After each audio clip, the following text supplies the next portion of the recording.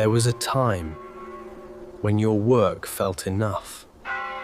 You earned, you saved, you trusted your money.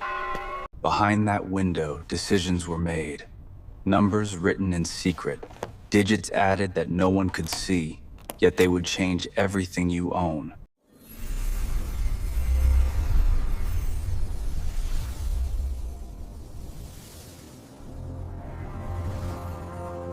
Banks received the new money first. They bought everything that could rise: stocks, land, power.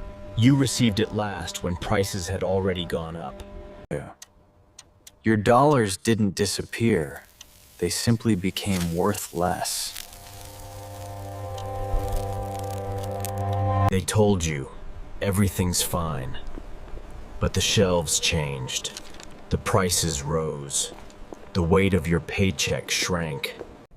This is what imbalance looks like. One side owns the assets, the other side rents life from them. The Federal Reserve called it stimulus. They said it would help everyone. But look closely, help. In 2020, that home cost $300,000. Now it's $450,000. Same walls, same roof, different reality. No alarms, no headlines, just a silent shift of wealth from those who work to those who own. They met behind glass doors. No cameras, no headlines, just quiet agreements written in. The new money moved fast, through wires, not wallets, into banks, into markets, into hands that already held too much. They told you, borrow now, rates are low. What they didn't say was that the walls would close when The rich built empires of glass and steel, not through work, through borrowed air, credit. A tower made from promises, not stone. you worked harder, earned the same.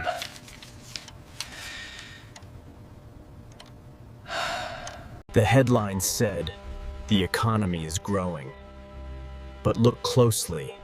The growth lived in charts, not in lives. Production slowed. Wages froze. But the market soared higher. How? They bid for homes you could never afford. Every dollar they printed sell turned your dream into their asset. They said, work hard, save more. But how can you climb when the ladder itself is owned? It wasn't luck that made the rich richer. It was a system built to feed from your effort and turn it into their profit. Behind every crisis, there's a meeting like this. Polite voices deciding who will lose and who will gain. A signature here, and billions appear concurring. Not in your world, but in theirs. They call it liquidity. But it's creation from nothing. No, digits pretending to be value.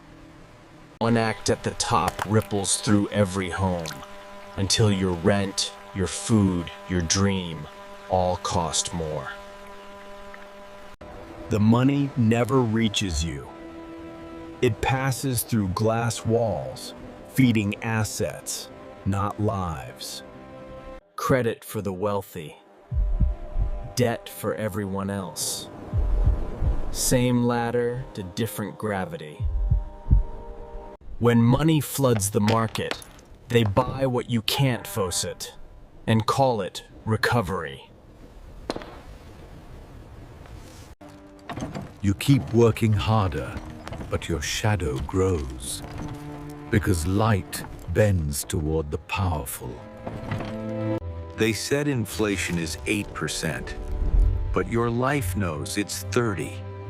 Numbers can lie, experience doesn't. Control isn't shouted, it whispers, Gat. Through policy, through interest, through silence. In 2020, you could buy a house for $300,000. Today, that same house costs... Stocks doubled. Real estate soared. And if you didn't own assets before 2020, you were left behind. You saved $30,000. But the down payment you planned for jumped to $90,000. From 2020 to 2022, the Fed created $4.5 trillion. Not for you, but for banks and asset owners. 95% of the new money flowed to those who already owned assets.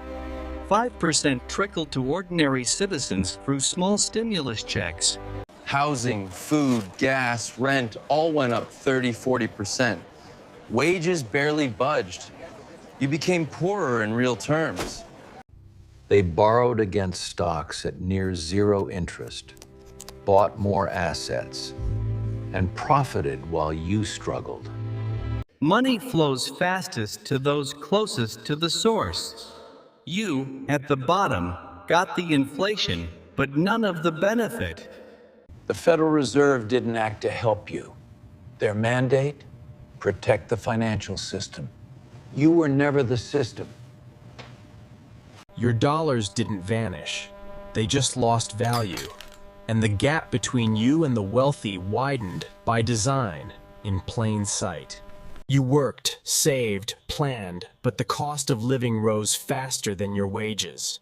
Suddenly, your dream of a home felt further away than ever.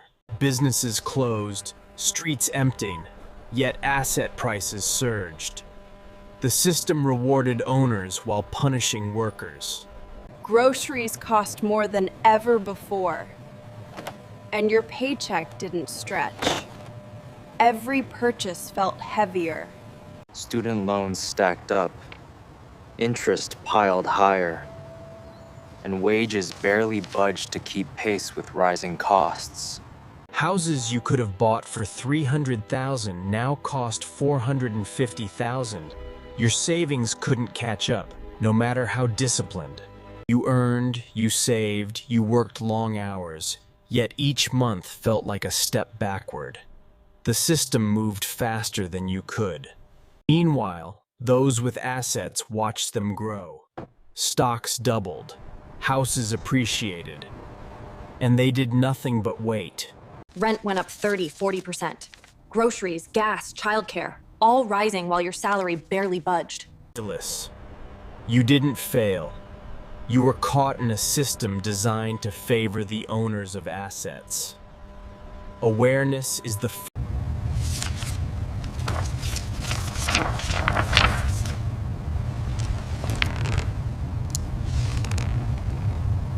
Trillions of dollars created digitally, injected into banks and financial institutions. Your savings never saw this money. Asset prices soared. Homes, stocks, bonds, flus, everything the wealthy owned increased in value. You watched from below. You kept working, saving every dollar. Yet the goalposts moved. That $300,000 house. The wealthy borrowed cheaply against their assets, bought more property, more stocks, profited, while ordinary people fell behind. Money reaches the top first. The further down you are, the more you only feel the inflation, never the gain. Inflation is the hidden tax. It silently steals your purchasing power while boosting the wealth of those who already own assets. The house you could afford in 2020 is now out of reach. Your savings weren't lost. They just became worth less. Wealth didn't grow equally. Those who owned assets got richer. Those who didn't paid the price. This wasn't an accident. The system was designed this way. Your labor devalued. Their wealth accelerated. The inflation of 2021 to 2023 isn't temporary. Prices never go back down. The damage is permanent. That same house that cost $300,000 5 years ago now costs $420,000, and your salary didn't rise with it. Interest rates climbed. So even if you could afford the price, the cost to borrow crushed the dream. 40% of your generation will never own a home. You'll rent forever, paying inflated prices to corporate landlords. Those landlords bought entire neighborhoods using debt at 2% interest. You now rent from the same corporations the Fed enriched. You can't save faster than prices rise. Every dollar you earn buys less each year. Debt becomes your only option. You worked harder. You played by the rules. But the rules changed without your consent. Meanwhile, the wealth added trillions in net worth. Their gains weren't earned. They were printed. The Federal Reserve became the engine of inequality, printing money for the top, leaving inflation for everyone else. You didn't lose your future overnight. It was taken slowly, one policy